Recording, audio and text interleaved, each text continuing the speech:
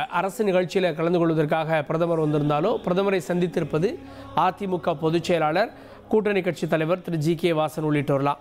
ஏற்கனவே 2-3 நாளைக்கு முன்னாடியே திடீர்னு அதிமுக பொதுச் செயலாளரை தொடர்ந்து கூட்டணி கட்சிகள் சந்தித்தார்கள் அப்படின்றத நம்ம பார்த்தோம். தொடர்ந்து நம்முடைய பாஜக முன்னாள் மாநில தலைவர் முன்னாள் கவர்னர் டாக்டர் தமிழிசை சவுந்தரராஜன் இணைந்திருக்கிறார். மேடம் வணக்கம். பிரதமருடைய தமிழ்நாடு வருகை அப்படின்றது அரசு நிகழ்ச்சியில் கலந்து கொள்ள வருகிறார், வேளாண் மாநாட்டை தொடங்கி வைக்க. இதை தாண்டி அரசியல் முக்கியத்துவம் வாய்ந்ததாகவும் பார்க்கப்படுகிறது. உங்களுடைய பார்வை என்ன? நிச்சயமாக மரியாதைக்குரிய பாரத பிரதமர் வந்தாலும் இது அரசியல் முக்கியத்துவம் வாய்ந்ததுதான். இன்னைக்கு பாஜகவை சார்ந்தவர்கள் மட்டுமல்லாமல் எங்களது கூட்டணி கட்சி சார்ந்தவர்கள் எல்லோருமே தான் வரவேற்றார்கள். அதனால இது ஒரு முக்கியத்துவம் வாய்ந்த வரவேற்பு தான். அது மட்டும் இல்ல, நாளைக்குதான் பீகாரின் வெற்றி என்று கொண்டாடும் விதமாக முதலமைச்சரே பதவியேற்கிறார். அதனால அதற்கு முன்னாலேயே பீகார் வெற்றிக்கு பின்பு முதல் வருகையாக தமிழகத்திற்கு அதுவும் ஏறக்குறைய ஒரு 9 கோடி விவசாயிகள் பலன் பெறும் அளவிற்கு 18,000 கோடி ரூபாயை ரிலீஸ் பண்றது தமிழகத்திற்கு பெருமை. நிச்சயமாக இது ஒரு வரவேற்கக்கூடிய ஆரம்ப நிகழ்வு. இனிமேல் வரக்கூடிய நிகழ்வுகளும் அரசியல் முக்கியத்துவம் வாய்ந்ததாக இருக்கும் என்று நான் கணிக்கிறேன். மேடம், இப்போதான் கோவை மற்றும் மதுரைக்கு மெட்ரோ ரிஜெக்ட் செய்யப்பட்டிருக்கு அப்படின்னு திமுக அரசு மற்றும் முதலமைச்சர் அப்படின்னு 2 தரப்புலையுமே குற்றச்சாட்டுகளை முன் வச்சுருக்காங்க. அதே நேரத்தில் கோவையில் பிரதமர் இருக்கிறாரு. அரசுடைய குற்றச்சாட்டை எப்படி பார்க்குறீங்க? இல்ல, முதல்ல நான் அரசு குற்றச்சாட்டை எடுத்துக்கிறதுக்கு முன்னால நான் முதலமைச்சரை குற்றம் சாட்டுறேங்க. என்னதாங்க பிரச்சனை? வரவேற்கணுமா இல்லையா? முதலமைச்சர் புரோட்டோகால் படி ஒரு மாநிலத்திற்கு பிரதம அமைச்சர் வரும்பொழுது முதலமைச்சர் வரவேற்க வேண்டும். வரவேற்கலன்னா அப்ப உங்களுக்கு தனிப்பட்ட காழ்ப்புணர்ச்சியும் தனிப்பட்ட அரசியலையும் நீங்கள் ஆட்சியில் புகுத்துகிறீர்கள். அது நீங்க அப்படி செய்யக்கூடாது. அப்படியே உங்களுக்கு பிரச்சனை இருந்ததுதான். ஏன் நான் கேட்கிறேன், மெட்ரோ ரயில் பிரச்சனை இருக்கு, நேரா வரவேற்றுட்டு பிரதமர்கிட்ட இதை கிளாரிஃபை பண்ணிருக்கலாம்ல, ஏன் பண்ணல? பிரதமர் டெல்லியில இல்லையே. டெல்லியில இருந்தா கடிதம் எழுதலாம். ஆனா நீங்க விவசாயிகள் பிரச்சனைக்காக தான் வராரு. நீங்க ஒரு விவசாய பிரச்சனைக்கு ஒரு கோரிக்கை வைக்கிறீங்க. அவரை வரவேற்றுட்டு அவர்கிட்ட பேசியிருக்கலாமே.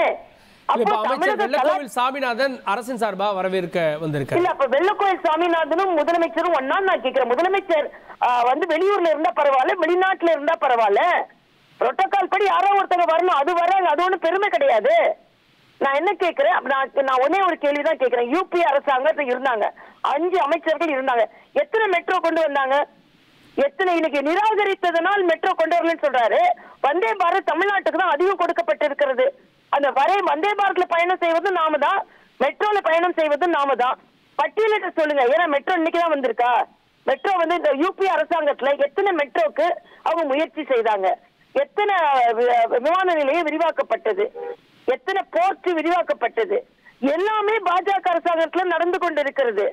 ஆனா நான் ஒரே ஒரு கேள்வி முதலமைச்சரை கேட்கிறேன், பட்டியலிடட்டும்.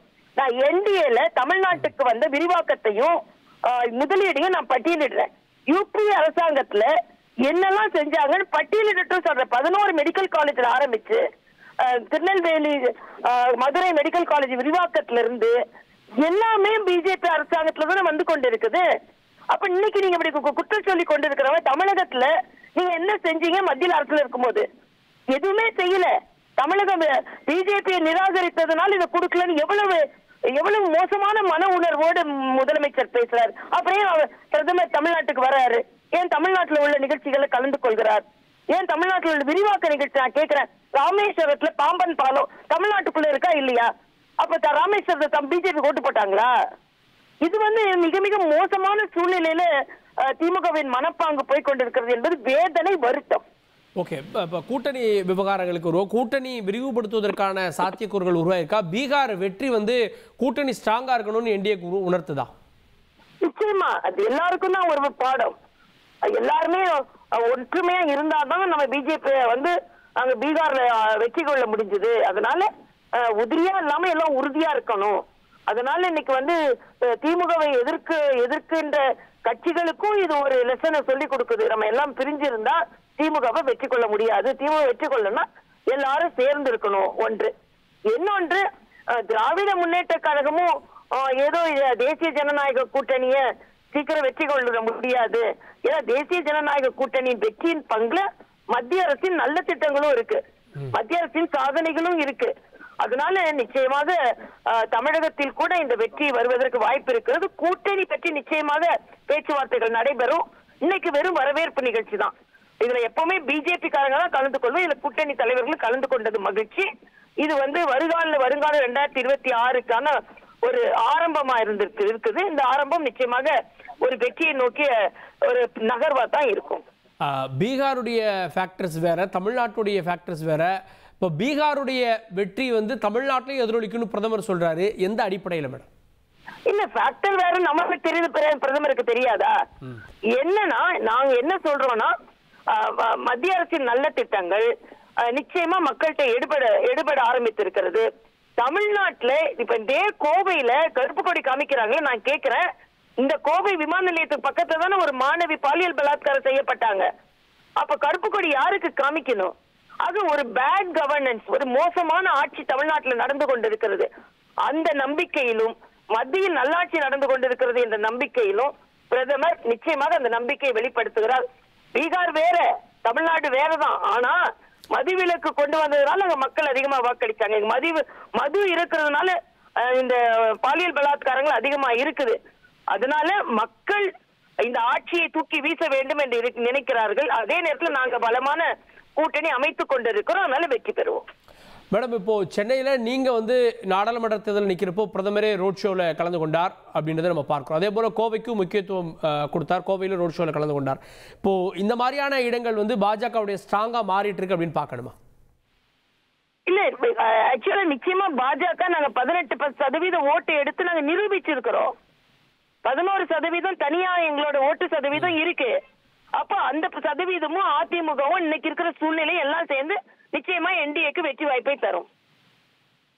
நன்றி மேடம். இணைந்து பிரதமருடைய வருகை இன்னும் கூட்டணியை வலுப்படுத்தும் அப்படின்றதுல தொடங்கி மாநில அரசு மேலான குற்றச்சாட்டுகளையும் முன் வச்சிங்க. ஏன் முதலமைச்சர் வரல அப்படின்ற கேள்விகளை முன் வச்சிங்க.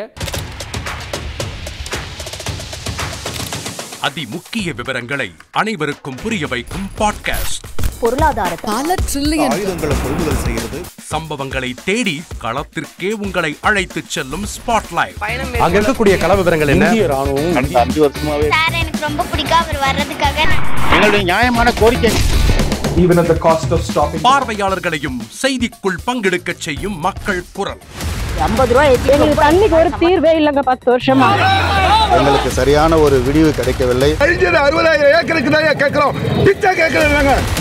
புத்தம் புதிதாக, வித்தியாசமாக சில இடங்கள்ல பாகிஸ்தான்லயே பாராட்ட வேண்டாம், ஆனால் அதற்கு இவளை கொச்சைப்படுத்த வேண்டாம் என்று நான் கேட்டுக்கொள்கிறேன். மதத்தால் இனத்தால் மக்களை எப்படியெல்லாம் பிளவுபடுத்த முடியுமோ அந்த பிளவிற்குண்டான ஆயுதமாக இந்த மாநாட்டை அவர்கள் பயன்படுத்த நினைக்கின்றார்கள். அரசியலிலிருந்து சினிமா தனித்து இயங்க முடியாது. அனைத்தும் உங்களுக்காக. எப்போதும் இணைந்திருங்கள் தந்தி டிவியுடன்.